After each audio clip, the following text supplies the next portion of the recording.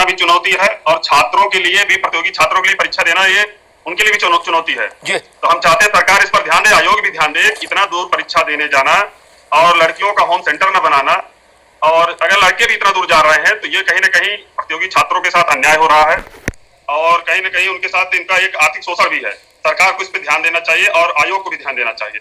तत्काल इस पर जो है कोई ना कोई एक्शन लेना चाहिए। सेंटरों की दूरी कम कर देनी चाहिए।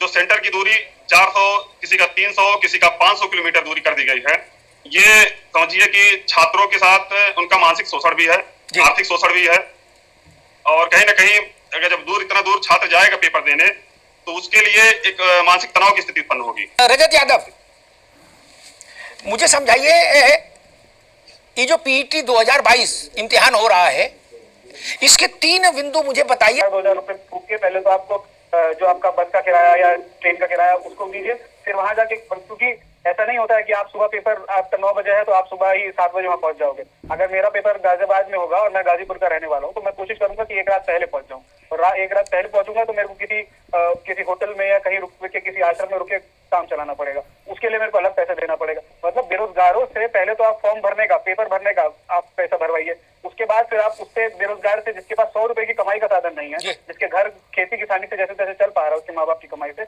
आप उससे किराए का पैसा वसूलिए, फिर उसके बाद होटल में रुकवाने का उसका पैसा। और ये क्वालिफाइंग एग्जाम है, आप पिछले पीईटी का उठा के देख लीजिए और अब तक उठा के देख लीजिए, जितनी परीक्षा आई है पिछले 1 साल में जब से पीईटी हुआ है, और कितने उसमें पेपर लीक हुए हैं, जितनी तमाम परीक्षाएं, आप चाहे शिक्षक भर्ती के ले लीजिए या जो यूपीएससी अन्य भर्ती अगर आती है देख लीजिए।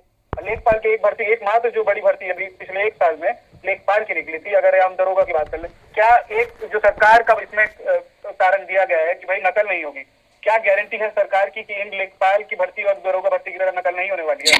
ठीक है। मनोज पंडित,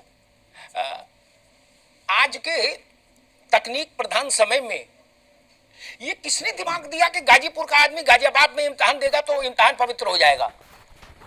किसने दिमाग दिया? एक, आयोग को। दूसरा, सामान्य रूप से यह परंपरा रही कि बच्चियों को जिले में ही सेंटर दिया जाए, क्योंकि उनके आने जाने में बहुत सारी समस्याएं हैं। ये इतनी बड़ी भर्ती पूरे प्रदेश को मत के रख दिया, ये क्यों? कहां से पैसा आएगा? सुरक्षा की जिम्मेदारी की एक समस्या पैदा हो जाएगी।